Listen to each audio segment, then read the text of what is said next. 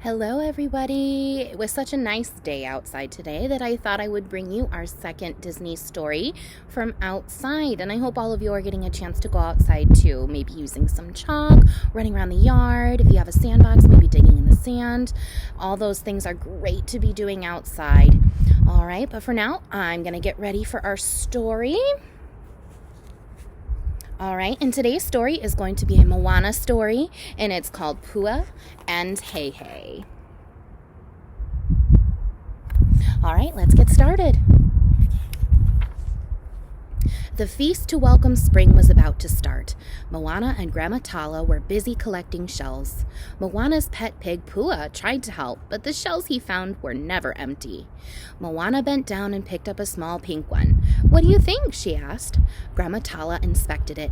"Yes, that looks right for a chief." Moana was making her father a surprised gift for the feast, an anklet. Moana strung the shell onto an anklet and held it up proudly. "Done," she said. "Now I can give it to him right at the start of the feast." Just then, Heihei, the foolish village rooster, ran by them wearing part of a coconut on his head. "Silly Heihei," Moana said, removing the coconut.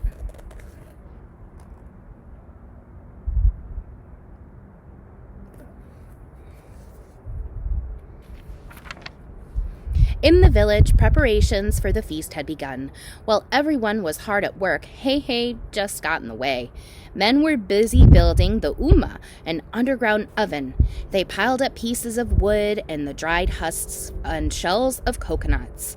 After they started the fire, they added rocks. Heihei kept getting closer and closer to the hot rocks. "You'll set yourself on fire, you silly bird," one of the men yelled, chasing him away.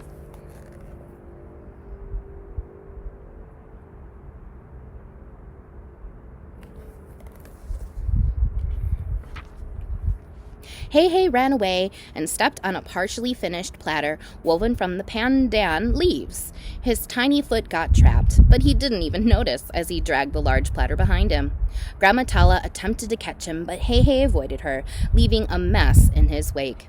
Moana and Grandma Tala stopped when they saw Chief Tui approaching. Grandma Tala immediately stepped on Heihei's platter to hold it and the rooster in place. Moana quickly hid the anklet inside her belt, hoping her father wouldn't notice. "I just wanted to see how everything was going," Chief Tui said. Meanwhile, Heihei was pecking and pulling at Grandma Tala's skirt.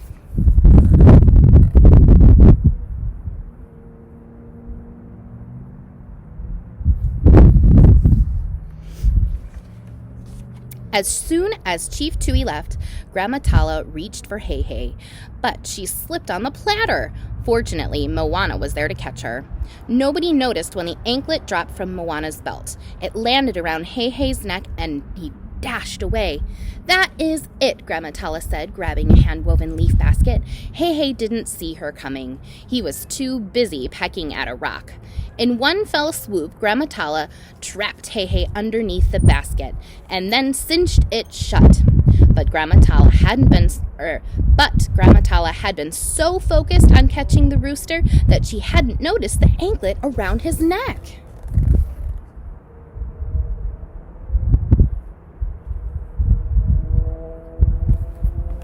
Oh dear, let's find out what happens.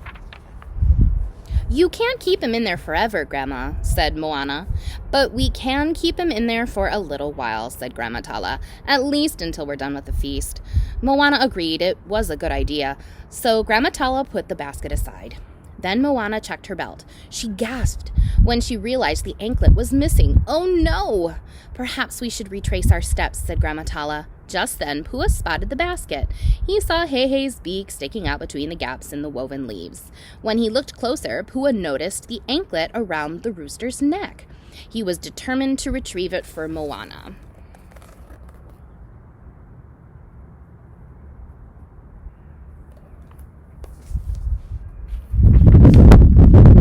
But first, Pua had to open the basket. He rolled it over and over, but that didn't work. The basket was just too strong. When he tossed a coconut high into the air towards the basket, but all that did was knock the basket over. Then Pua put the basket on top of a stick. He backed up and took a running start. Pua jumped onto the stick and the basket went flying through the air. Plop! It fell to the ground, but the basket was still tightly shut. Pua had to think of another idea, and fast. He had to get the anklet to Moana in time for the feast. On the ground, he saw a long vine. He picked it up and trotted back to the basket. Pua looped the vine around the basket and dragged it along, running as fast as he could. Hei's legs slipped out, and he ran to keep up.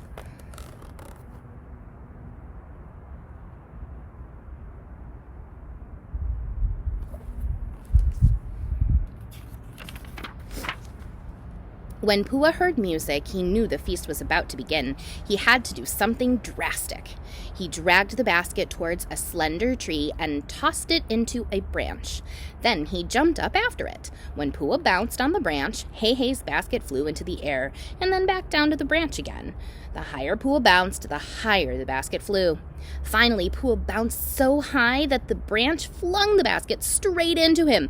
The two animals soared through the air. Pua and Hei squealed and chuckled.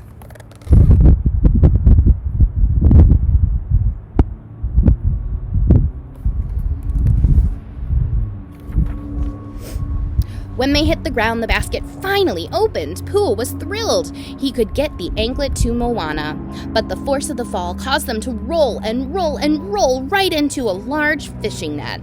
Though the feast had started, Pua and Hei rolled right up to Moana. Moana untangled them and gasped when she saw the anklet around Pua's snout. "You found it," she said, giving him a big hug.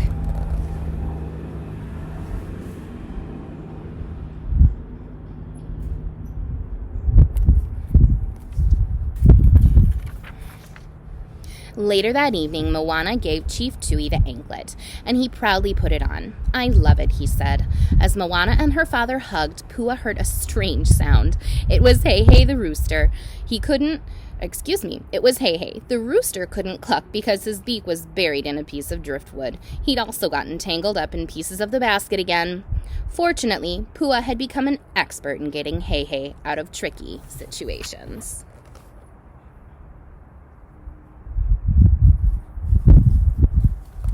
Well, I hope everybody enjoyed our outside story today. It is such a wonderful day again. I hope everybody is getting a chance to go outside, maybe taking a walk, again, drawing with chalk, something, just enjoying the beautiful spring days outside. I look forward to our next gathering and reading of Disney stories. Have a wonderful day. Bye, guys. Bye.